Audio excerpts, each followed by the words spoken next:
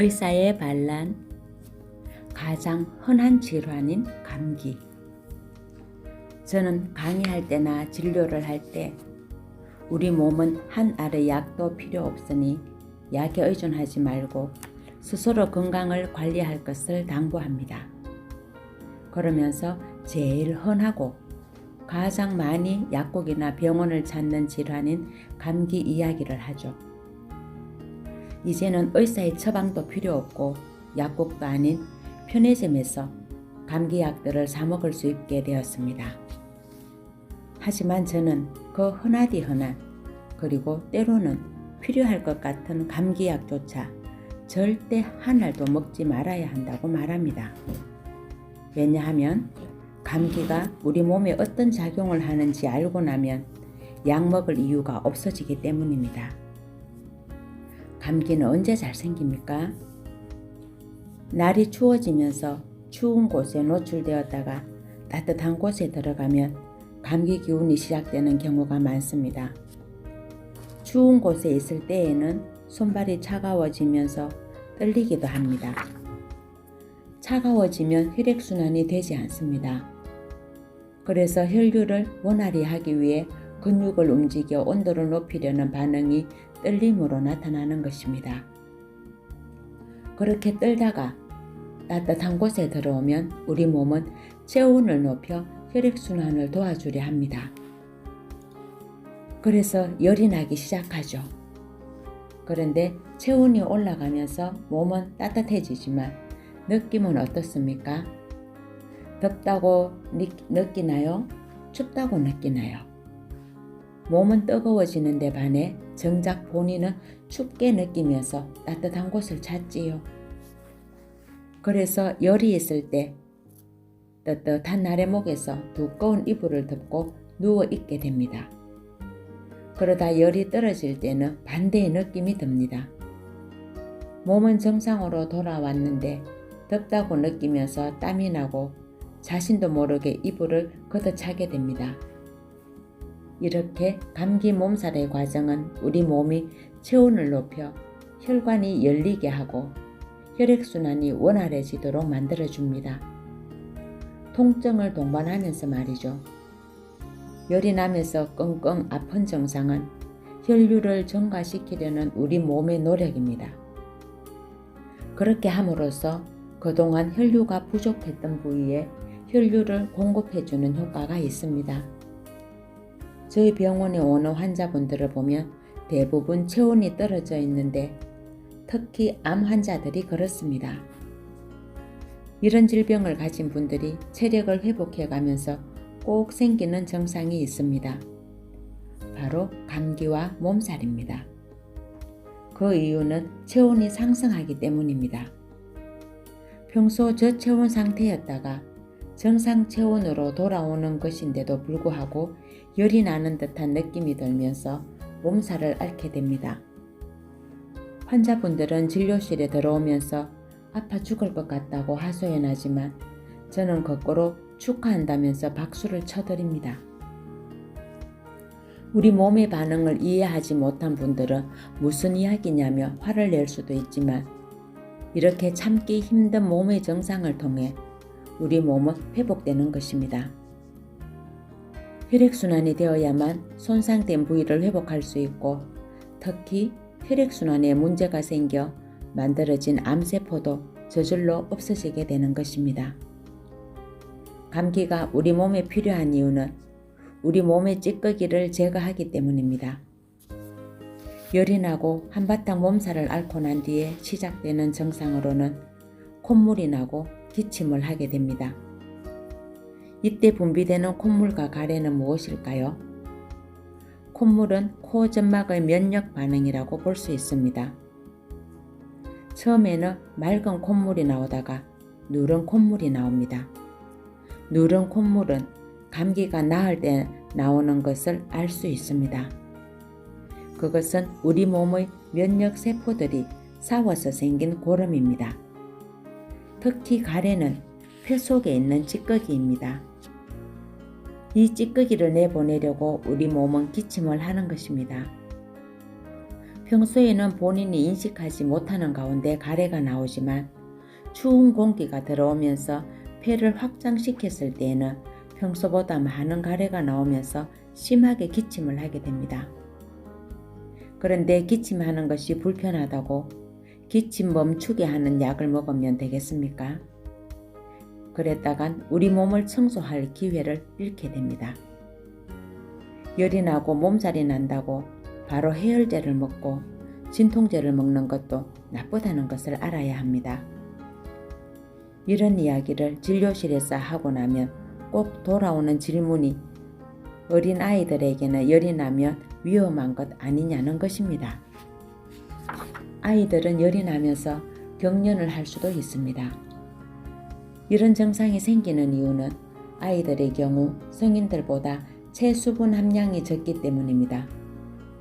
성인은 자기 몸의 70% 정도가 수분인 반면 아이들은 50% 정도입니다. 그러다 보니 열이 나면서 수분이 증발하면 혈액량이 줄어들어 뇌혈류가 감소하게 됩니다. 뇌혈류가 줄어들면 뇌혈류를 증가시키려고 온몸의 혈액이 머리로 몰립니다. 그래서 손발에 혈액이 없어 손발이 차가워지면서 떨리는 증상이 생기는 것입니다. 그것이 열경련 형태로 나타나는 것이죠. 아이들의 몸에서 열이 나는 것은 위험한 것이 아닙니다. 열을 내므로써 면역력을 높이려는 우리 몸의 방어 반응입니다. 때문에 열을 빨리 내리려고 애쓰는 것이 오히려 위험합니다. 실제로 독감이 유행하던 시절에 응급실에서 사망한 아이들은 바로 이런 우리 몸의 생리를 이해하지 못하고 열을 빨리 내리기 위해 과다한 해열제를 투여했을 때 생길 수 있습니다. 즉 사망의 원인은 바이러스가 아니라 면역을 높이려는 우리 몸의 반응을 억제하려는 약물로 인한 급성 독성일 것이라는 생각입니다. 아이들에게 고열이 있을 때에는 탈수만 막아주면 아무 문제가 생기지 않습니다. 우리 몸이 나를 죽이기 위해 열을 내는 것이 아니니까요. 그러면 어떻게 해야 탈수를 방지할 수 있을까요? 아무리 물을 먹이려 해도 아이들은 물을 마시지 못하는 상태가 되는 경우가 많습니다. 이럴 때는 억지로 물을 먹이려 하지 말고 입안에 소금을 물고 있게 해주면 됩니다. 소금은 수분을 끌어안는 힘이 있어 탈수를 방지해 줍니다.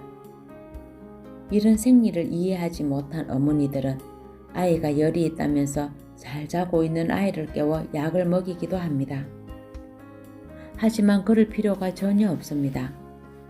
아이가 감기에 걸려 열이 나도 잘 놀고 잘 잔다면 굳이 약을 먹이지 않아도 됩니다. 그런 과정을 통해 면역력을 얻는 것이니까요. 하지만 요즘 부모들은 아이에게 조금이라도 이상 징후가 나타나면 소아과로, 이비인후과로, 한의원으로 다니면서 1년 내내 약을 달고 살게 됩니다. 이러니 아이가 건강하게 자랄 수 있을까요? 그 결과는 성장하면서 나타납니다. 신문기사를 통해 보았을 텐데요. 오히려 위생의 역설이라면서 어릴 적 면역력을 얻을 수 있는 기회를 잃어버린 젊은이들이 성인이 되어 질병에 노출되면서 더 위험해지고 있다는 내용입니다. 얼마 전 소개된 기사에서도 감기에 걸리면 어린아이들에게 무분별하게 처방하는 항생제가 훗날 궤양성 대장염이나 크론시병을 만들어낼 수 있다고도 합니다. 감기 증상은 우리 몸에 있는 노폐물을 제거하려는 노력입니다. 그러므로 하나의 감기약도 먹지 말아야 합니다. 약을 먹으면 불편한 증상은 잠시 없어지겠지만 장기적으로 볼 때 분명 배출되지 않은 노폐물에 의해 또 다른 질병이 발생하기 때문입니다. 유럽에서는 암 환자들에게 감기를 일으킬 수 있도록 바이러스를 체내에 주입시키는 노력도 해보았지만 잘 되지 않았습니다. 왜냐하면 감기를 일으킬 정도의 체력도 남아있지 않았기 때문입니다. 인간이면 누구나 겪는 감기이지만 감기는 나를 괴롭히려는 것이 아니라 내 몸을 청소함으로써 살리기 위한 노력입니다. 실제로 감기 증상을 제대로 겪고 넘어가면 전보다 훨씬 가벼운 몸을 만나게 될 것입니다. 한번 경험해 보세요. 하룻밤에도 몇 번씩 화장실을 가야 하는 야간요. 대한민국 남성 10명 중 7명 이상이 야간 변뇨에 시달린다는 기사가 나왔습니다. 흔히 나이 들면 생기는 증상으로 생각하는데 자다가 깨어 소변을 보는 것은 정상이 아닙니다. 다시 말하자면 건강에 문제가 있는 분들에게 야간요 증상이 빈번하다는 것입니다. 실제로 저희 병원에 오는 분들에게 밤에 소변 보시느냐고 물어보면 나이 많은 분들 뿐만이 아니라 비교적 젊은 분들도 밤에 소변을 보기 위해 깬다고 합니다. 심지어 연세 있으신 분들 중에서도 하룻밤에 7, 8번까지 화장실에 가는 분들도 있었습니다. 우리가 보통 하루에 자는 시간이 6시간에서 7시간이라면 이런 분들은 거의 1시간에 한 번씩 깨어 소변을 본다는 이야기가 됩니다. 이런 분들이 숙면을 취할 수 있을까요? 분명 그렇지 못할 것입니다. 그러니 아침에 일어나도 머리가 맑지 못하고 피곤함을 느끼게 됩니다. 우리 몸은 낮 시간 동안 활동하면서 손상을 입습니다. 그렇지만 다음날 또다시 일할 수 있는 것은 밤에 잠을 자면서 회복하기 때문입니다. 하지만 숙면하지 못하고 계속 깨어 소변을 보면 이런 회복 반응이 일어날 수 없게 됩니다. 때문에 야간요는 다른 질병들과 함께 나타나는 경우가 많습니다.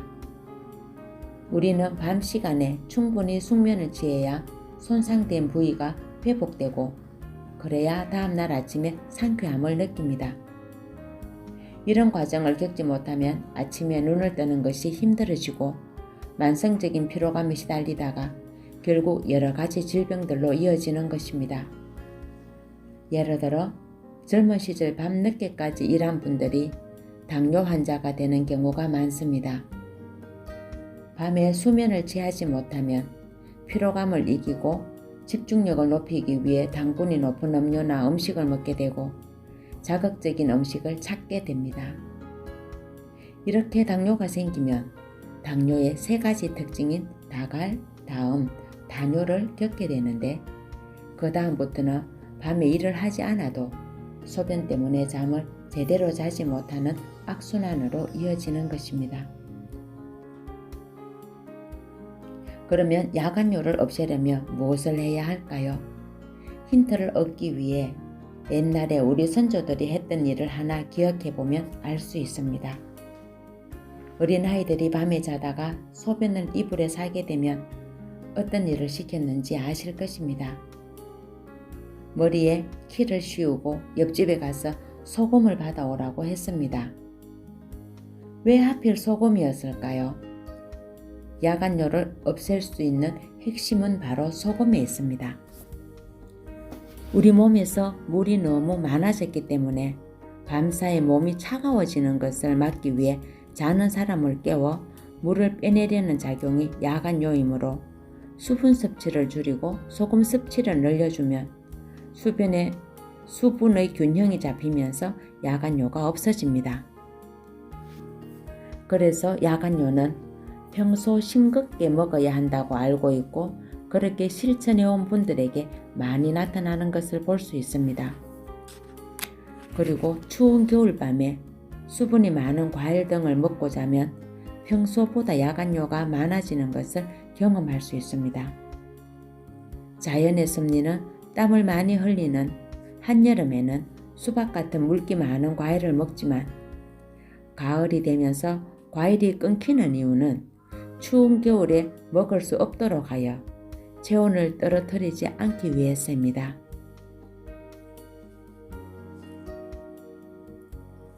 앞에서도 설명드렸듯이 우리 몸은 70% 이상이 수분으로 이루어져 있지만 이런 수분이 우리 몸을 구성하는 세포 속에 있어야 의미가 있습니다.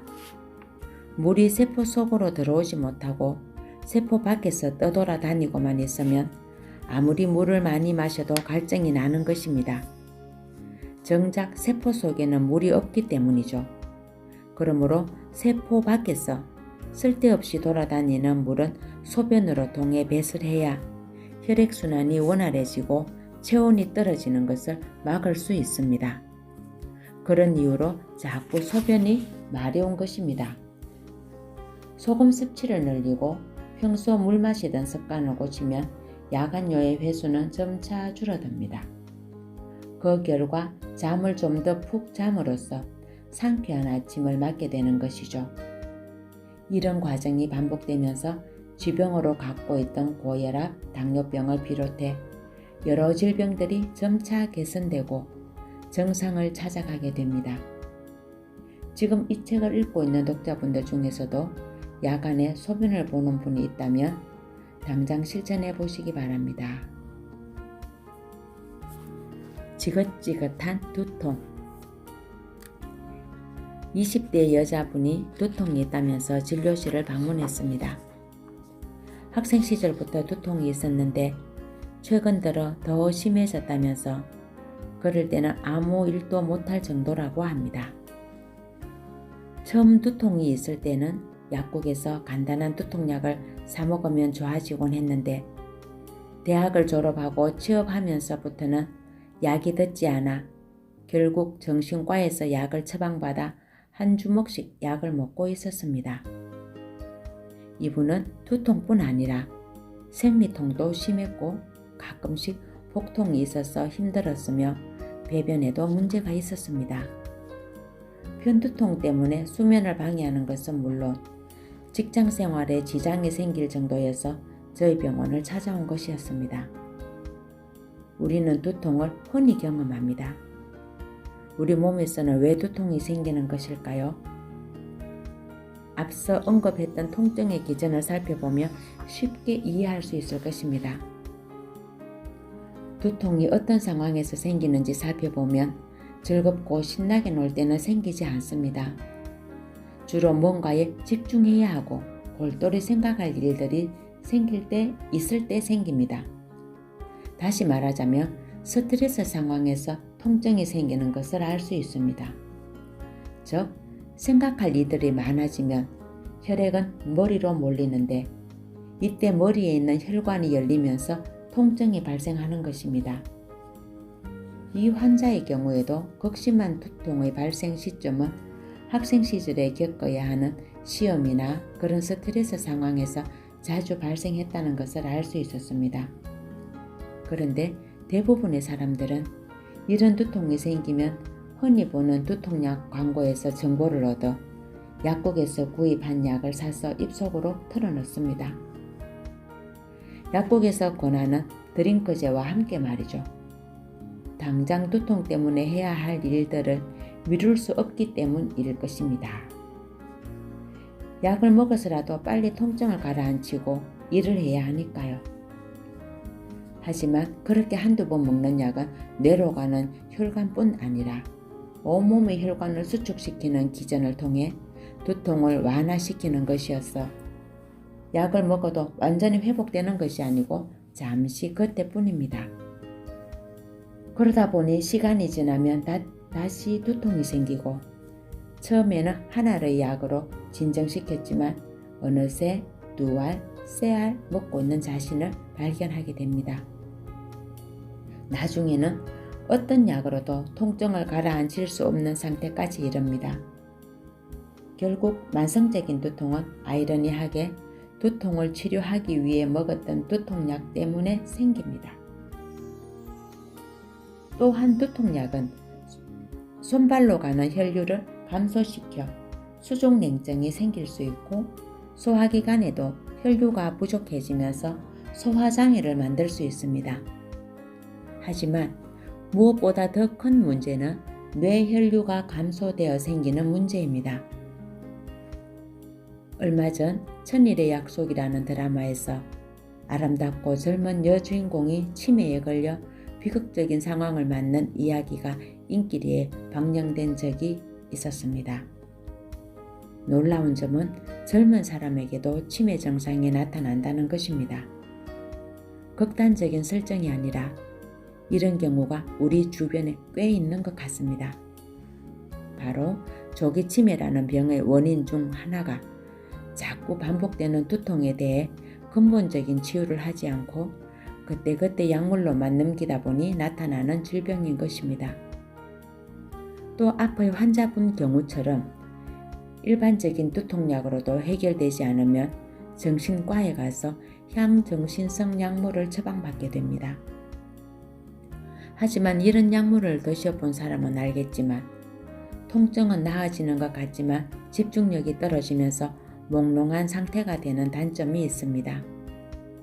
우리 몸에서 왜 통증을 일으키는지에 대한 이해가 없을 때 이렇게 잘못된 행동을 하게 되는 것입니다. 두통의 근본적인 치유는 혈액순환을 개선하면 됩니다. 혈액이 맑아지고 힘이 생기면서 체온을 높이면 쉽게 해결되는 문제입니다. 바로 이 부분이 잘못되었기 때문에 우리 몸에서는 통증을 일으킴으로써 신호를 보내는 것이라 생각됩니다. 어릴 때부터 자주 통증을 느낀다면 배가 차가워지지 않도록 식생활을 개선해야 합니다. 앞서 설명드린 것처럼 몸이 달라질 것입니다. 이 환자분은 식사를 바꾸면서 처음에는 거친 음식을 소화시키지 못해 자주 토하기도 하고 또 당분이 많은 음식을 제한하면서 식은땀을 흘리고 어지러운 증상도 호소했습니다. 그러나 식습관을 바꾼 지 3주 정도 되면서 두통이 줄어들고 먹던 약을 줄여 일주일에 한 번 정도만 약을 먹어도 버틸 수 있게 되었습니다. 많은 환자들에게 항상 접하는 현상이지만 이분도 처음 진료실에 들어올 때는 얼굴에 짜증이 잔뜩 묻어 있었는데 점차 체력을 회복하면서 환한 미소를 보여주었습니다. 밝은 인상으로 병원에 오는 모습을 보며 좀 더 일찍 이런 정보를 알았더라면 하는 생각들을 해봅니다. 감사합니다.